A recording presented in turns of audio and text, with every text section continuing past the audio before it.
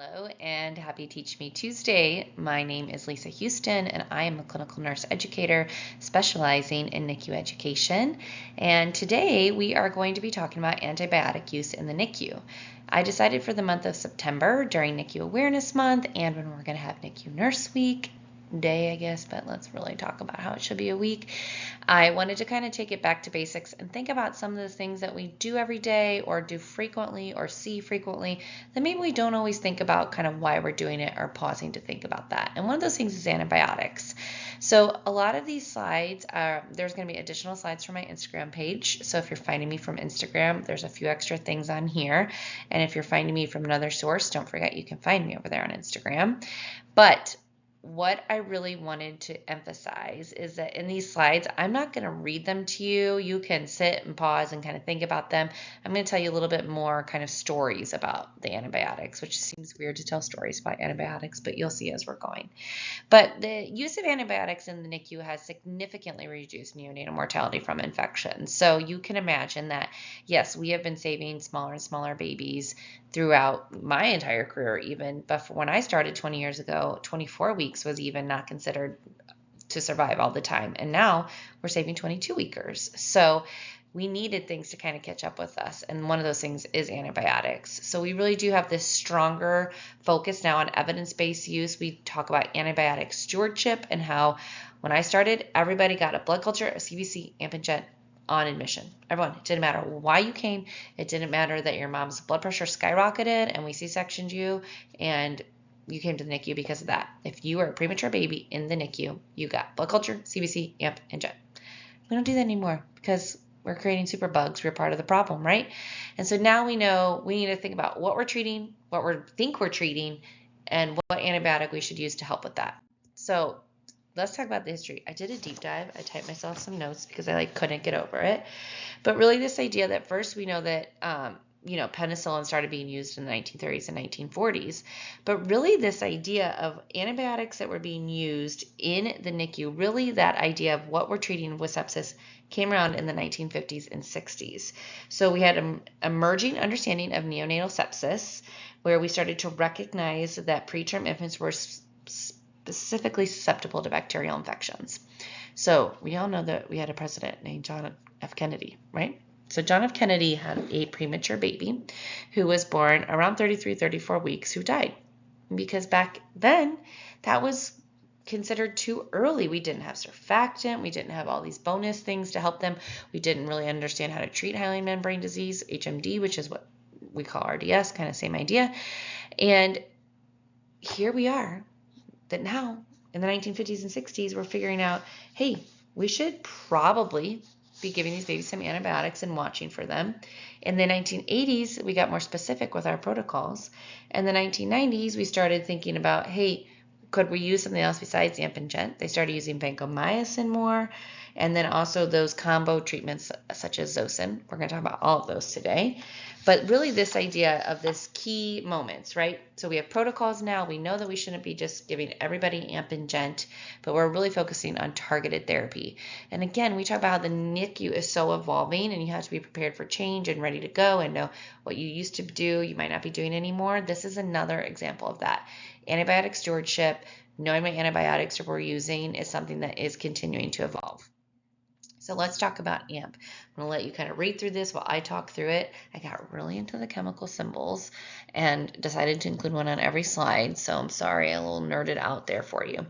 But we use ampicillin primarily as a first line of defense before we know exactly what something's happening with a baby to fight our gram-positive bacteria. So think ampicillin, gram-positive. So some of those things would be GBS, E. coli, Listeria, Enterococcus. When you're giving ampicillin, just like any medication you're giving, you should always know if it is compatible with your primary lines that you're running. Is it compatible with lipids? Is it compatible with D10? Is it compatible with TPN? And looking at those things frequently, because what is super important, which I realized maybe 5 years ago, is the concentration of ampicillin that your facility is using may not be compatible with some of the fluids you're running. For instance, in a previous employment, I had been using 50 mg per mil of ampicillin, and it was compatible with everything. Then I went to another facility, and we were using 30 mgs per mil, and it was not compatible. So it's not just saying, hey, is AMP compatible, but looking at things like Neovax and saying, hey, is this dose of ampicillin and the concentration that we're using it compatible with these medications? So one thing to think about with ampicillin. But we all probably know ampicillin. We mixed ampicillin at the bedside when I started. They don't do that anymore. They actually send it to us in a nice labeled syringe that we can scan into our MR. But just something to think about because we're primarily using it with our old friend Gent. So Gent's job is to really focus on the gram-negative bacteria. So if we start AMP and Gent together, then we can pretty much cover a lot of big things until we know exactly what we're treating. When you think about, okay, I have AMP and Gent ordered, how do I know which one to give first? So sometimes we say we do it alphabetically, so we give AMP before Gent. I give the medication that runs over the shortest period of time first, so always know what the length of time is that your medication needs to administer. In this scenario, ampicillin runs over 15 minutes with a chaser of saline, and then your Gent would run over 30 minutes. So you would want to give your ampicillin first, because if you're giving your Gent first, then it's longer until your second medication is going in. So that's another kind of thing just to talk through when thinking about AMP and Gent. And remember that, Gent, of course, could be used by itself. E. coli, Klebsiella, some of those gram-negative pneumonias, but we typically use AMP and Gent together until we know what we're fighting. Nafcillin I have seen given in response to a baby kind of like with swelly belly or a big belly, the precursor to maybe having neck. I've seen it, Nafcillin be given for that. I love that this is really inhibiting that cell wall synthesis. It's like crazy, right? We don't want those cell walls to be formed. This is also used with MSSA, and Nafcillin also has some incompatibility problems and is usually run over 15 minutes as well, so kind of be looking into those. Vancomycin I always think is like a big one, right? Vanco's like look at its chemical symbol, it just like looks more complicated than ampicillin. But this is one of those things that treats MRSA, it treats coag-negative staph, it can treat C. diff, it can work on your late onset sepsis. So let's talk about early onset sepsis. Back to our sepsis lecture was those, positive blood cultures, signs and symptoms of disease in the first 72 hours of life. So things that might be coming from mom, and late onset sepsis is after that may be something that we are getting from our exposure to lines, the surfaces around us, etc. So this also can be used, vancomycin, to treat CLABSIs, right? Our central line associated bacterial infection. So just think about that. If you have a CLABSI, you might be giving some vancomycin. Ceftax I've seen given before surgery. That's a big part of what I've seen with this one. It can be treated for E. coli, Klebsiella, Serratia. Serratia always feels like a weird, scary one for me. Fight some gram-negative bacteria is a big part of what Ceftax is going to be doing. It can help with meningitis and UTIs. I remember a provider telling me once that if you have a baby that's a couple weeks old, has been relatively stable, maybe on their caffeine dose, whatever it is, and starts having apnea and bradycardia outside of their normal, right? We talk about trending, their tracking and trending for them. So they usually have 3 episodes, now they're having 8 or 9. Always think UTI. So little insider's tip. I remember the first time we started using Zosyn and primarily using it for neck. I've seen it primarily used for neck and some other GI issues, like when we were worried for a baby that ended up with a G button. I've seen it used there. I've seen it used when we knew specifically that what the baby had grown. But it's a broad spectrum because it is a combo drug. So Zosyn has piperacillin and tazobactam in it.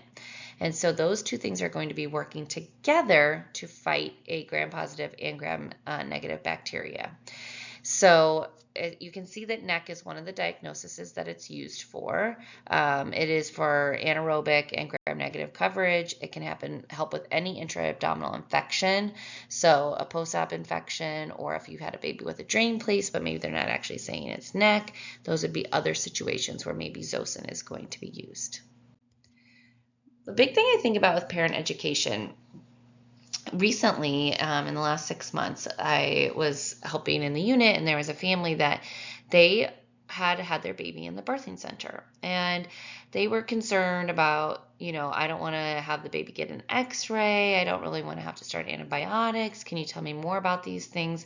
And I do feel that when a baby is a little bit older, so not in days of life, but in gestation, sometimes the parents are more resistant to kind of why do we need these antibiotics. When you think about a premature baby and their weakened immune system, you don't really hear like a lot of pushback. It seems pretty beneficial, understanding like, okay, yeah, this baby's born way too early. They're really susceptible for things that are going on. But for kind of those older babies, especially for babies that have been with their family in a mom baby unit or a postpartum unit, whatever it might be, that are now having signs and symptoms of sepsis, which we talked about during our sepsis lecture. Go back and watch that one. It's a good one too. But this idea that, this is not anything they were expecting. They've had all this time to bond and be with their baby. And now we're like, hey, we're not only going to separate you, but we're also going to give your baby antibiotics that maybe they weren't expecting. So explain the purpose, the duration. How long does it take for that blood culture to grow? Typically, that's going to be 48 hours. So they're probably going to get a couple of doses of AMP and maybe 2 doses of GENT, depending on their age and their size. GENT dosing also is very specific to how old they are and how much they weigh, which most do as well, but the GENT dosing specifically will change in the duration. So discuss those risks and benefits, address their concern, provide context, like why are we here? What were the things that we were seeing that led us down this path? We don't just give everyone antibiotics now. We really are looking at what is your white count? What is your baby signs and symptoms? What was their temperature doing? Consider visual aids, videos, asking them to teach back, like tell me what you understand about why your baby's getting these antibiotics, or what do the antibiotics mean to you? What are you understanding as why we're giving your baby this? Stress the importance of prevention. So especially with those micro premature babies, wiping down our high-touch surfaces, not touching our phones, keeping our nails short. All of those are going to help our babies with their infection prevention. Rely on your multidisciplinary team. I do think that pharmacy, which as a night shift nurse, I know is tricky.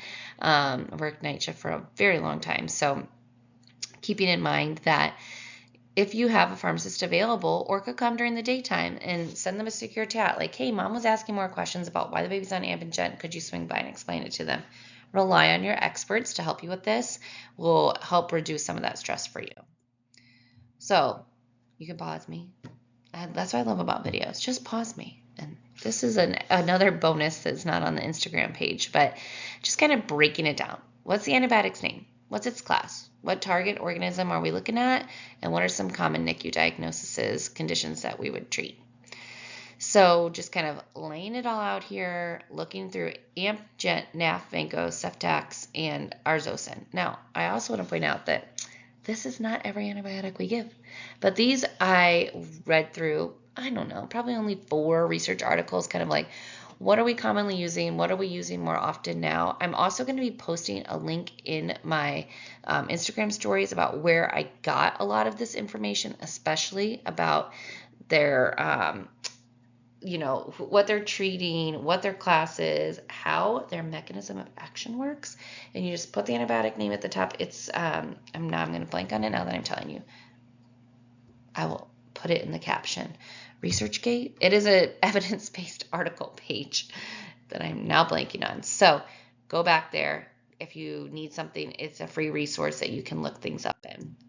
So to recap, antibiotic use in the NICU is critical for treating life-threatening infections. We want to use targeted therapy to help them get better, to get rid of group B strep, E. coli, MSSA, MRSA, MRSA. We want to support our parents, give them a clear understanding of what's going on, encourage their questions, use some visual aids, update them on what's going on. Like, hey, this is our 3rd dose of antibiotic. Your baby's doing great. We're going to wait another 12 hours, make sure the blood culture is negative, and then we'll try to get you on your way if it's a baby from there. If it's a micro premature baby, sometimes we go on antibiotics and we don't have a positive culture from our ET tube or our urine or our blood, but our white count remains high, our oxygen levels remain high, and the baby seems to be getting better on antibiotics. Sometimes we run a course for 7 days, even in the setting where we don't have an exact organism. So explaining that to them, how many days we're going to be on it, letting them know what the plan is and the course of treatment is going to help relieve some of their fears and anxieties. So be sure to be following me here on YouTube or on Instagram or on TikTok. You can find me in all those places. You can scan this QR code and it will link you to my pages. And if you have any comments, questions, or concerns, please let me know. And I hope you enjoyed this recap on antibiotic use in the NICU.